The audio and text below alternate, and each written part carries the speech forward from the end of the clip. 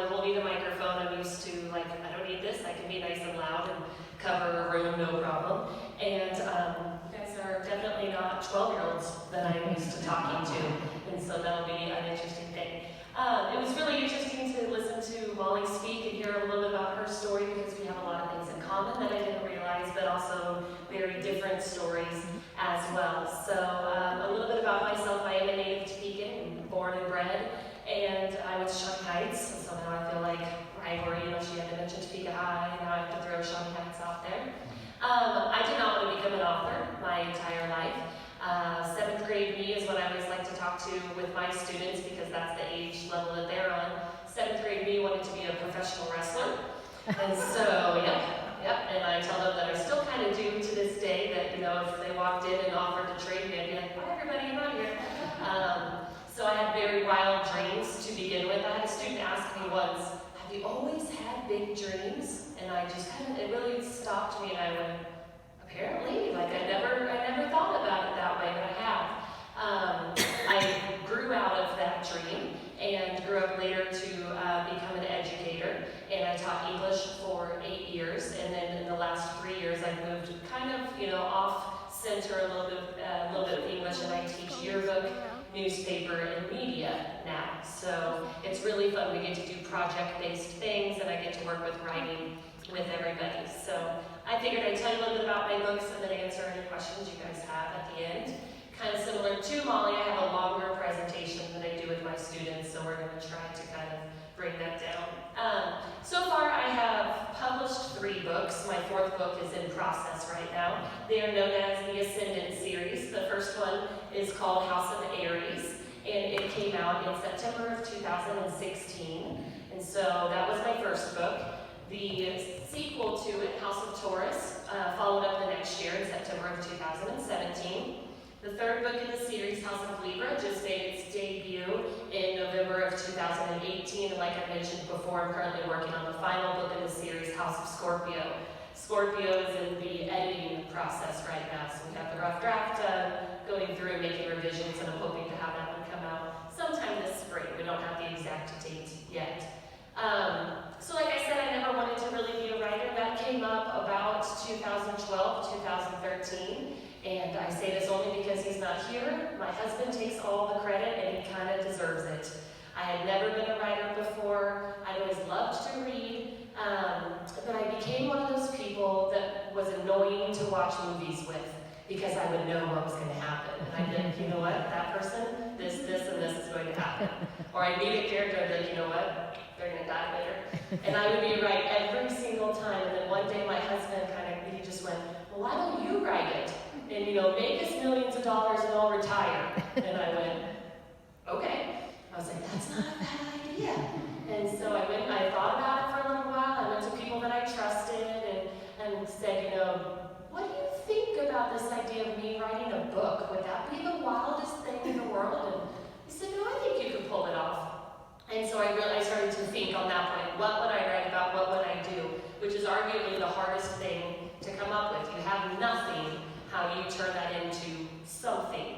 I almost immediately knew I wanted to write young adult literature. That is, you know, the world that I live in. I teach middle schoolers. I am surrounded by that age group all of the time, and I felt like I had a really good hold on what they were interested in. I knew what they liked to read. I knew what was popular. I knew what would grab them. And I also knew what really, what they liked in books and what their pet peeves were as well in some of the books that they've read. I've always been a big fan of books that have some sort of magical or supernatural element to it, so I knew I wanted to go that route as well. And then I just had to find something that hadn't been done yet. You know, you get told, find something that you know people will like, but they've never read before. And you just kind of go, what does that mean? So I knew there were certain things I wouldn't want to write about. You know, vampires had been done, and wizards had been done, and demigods, and all sorts of things. So they were kind of process of elimination. And then I came up with this idea of the zodiac. I've always been interested in the zodiac ever since I was little. I always thought it was an interesting concept and something that I would, you know, read the horoscope in the morning with my mom, that sort of thing. And I hadn't seen that in in writing. I hadn't seen that in the young adult lit world. And I actually found out that my students didn't know anything about it. They had maybe heard the word before, but that was it. And so they had no idea beyond that what the zodiac was. And so I kind of played on that idea and started to build my story. So my books are centered around, my protagonist is named Kendall, and Kendall Davenport, and she's just a young girl who thinks everything is normal. And she gets, through a series of circumstances, thrown into this supernatural world with a group of people that are known as the Kindred. And that's where the zodiac powers come in. The Kindred have the ability to control and manipulate the element that is associated with their zodiac sign, or house, as I call them in the books. So we all have a different house or sign, and each one of those is a fire sign, or an earth sign, or an air sign, or a water sign. So I took that, system that's existed for thousands of years, and then just made it more than personality traits, and I gave them the ability to actually control that element. And then of course they use that to protect the people from the wraiths, which are these like demon-like creatures that are going to possibly hurt the people around them that they can't so much protect themselves from. And so it kind of moved on from there. House of Aries was a labor of love. I wrote it with no publisher, with no, signs of a publisher coming, and I just said, I'll go the self-publishing route, and I can do that. And I had a whole finished book, and then I was lucky enough to have a mutual friend and meet Thea, and we got to working together, and that was fantastic, because it wouldn't be the book that it was today without Thea's influence and Flint Hills Publishing's influence. So it was a fun process. It was 2 years to write the first book, and then the next book I wrote in 9 months. And I was like, oh yeah, I got this down now, no problem. Went to write the third one, did not take 9 months, year and a half, where I was just like, oh, okay, so maybe this isn't how this works, and we don't just get faster every single time. And so it's been a real learning process, and every book has had a different writing process and a different style to it. And especially this last one, as I try to wrap up the entire series. I've been working on it for a little over a year now. It'll be a year and a half by the time, hopefully, everything works out and it comes out this spring. So it's been a labor of love, but I'll be finishing up this spring and hope that the fourth one will be as well received as the other ones have been. So I really like the question part of thing. We kind of let you guys ask questions, and so if you'd like to do that, we'll kind of let you guys drive it from there. Yes. How do you find the time to write? That's a good question, because I am a teacher, and I do have a young daughter who's over there playing videographer right now, who takes up my fair share of time, and it's been really fun. She was 6 months old when I stared writing, okay? Well, you don't need to sleep when you have a 6-month-old. We are superheroes, and we don't require sleep. So it is not uncommon for me to begin writing at 9 o'clock at night, 10 o'clock at night. I go about my normal day, and I go to work, and I teach, and I come home, and I cook dinner, and do the laundry, and spend time with my family, put the kid to bed, take a shower, get to work. And so there are times where I'm up very late, and there are times where I have a lot of it going on in my head and can't wait to write, and then I open up the laptop and I'm asleep 20 minutes later. And then there's other times where I have huge blocks of time and I just can't get the words out. And so I hear some authors talk about how they sit at the computer for hours at a time and write. I don't know how to do that, and I've never had the opportunity to do that. And so, but I have found that if you write a little bit every day, just a paragraph at a time, a little bit every day, eventually a book comes out of that. And so that's been the process that really works for me, is if I can get that computer open every day, if I can write something every day, eventually it will get there. So.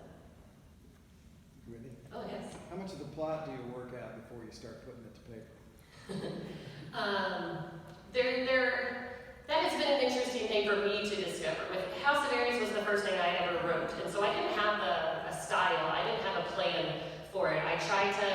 It took a lot of experimentation for me to figure out exactly what the answer to that question was. I tried initially to outline the entire book. Chapter 1, this is exactly what will happen, and chapter 2, and so on and so on. And that didn't work well for me. I found myself arguing with my characters a lot, where the outline says this is what should happen, but it didn't. I was forcing it because the character was going, I wouldn't do that. That's not what would happen. And I remember talking to an author friend of mine going, do you ever argue with And they were like, yes, I do. I said, okay, good. Okay, so that made me feel a little bit better. So what I have found that works best for me with my plot is I have what I call checkpoints. Big things that must happen. Okay, point A, point B, point C, all the way through. And then it's up to the characters what happens in between there. And sometimes it comes out perfectly the first time, and other times I write it and I go, you know, like, that doesn't feel right. And I go back through and make it, but that has worked the best for me, is just to make sure I hit those checkpoints and then let the characters decide along the way how we get there. Anybody else? I think I have 5 minutes left. You know, this is like the awkward thing that happens in class, where everybody just stares. That was the last book in. Yeah, I can't tell you that. Yeah, that's usually, when I do this with the class, usually what ends up happening is we get in big debates about different powers and who would be the strongest and, you know, who would be all of that. So, which has been a really fun thing. What I have found when you work with students and you're trying to get 12 to 14-year-olds to read, you really have to meet them on their level. So my books might have magical powers and elements and all these supernatural things, but they're still teenagers in the plot. They're still teenagers that are driving this, so I make sure that they act like teenagers should. They don't always make the best decisions, and they get upset, and they argue with their friends, and they argue with their parents. And so what I have found with my students is that if you are just honest with them, like what Molly was talking about, being honest, if you're honest about who teenagers are, good, bad, and ugly, the kids will attach to it because they'll be able to find themselves inside of the story. And that's been really great. It's been super fun to watch the kids read it. I have students who come up to me all the time and talk about how they're mad at me. And I'm just like, why? They go, well, I just finished one of your books. I'm like, oh, okay. Because I'm a fan of the cliffhanger. And then, you know, they really, it gets them. And so it's really fun. It's a great way to connect to the students as well and to get them reading. And the best compliment I've ever received is from a parent that says, I can never get my child to read. And then one day they came home with your book and then just sat there and read for hours. And that makes my teacher heart happy. That makes my author heart happy. That's just the best thing ever. So, you know, that right there makes all of the work worth it. So I do appreciate you guys all coming out. And like Molly mentioned, the books are available downstairs in the tent. So thank you.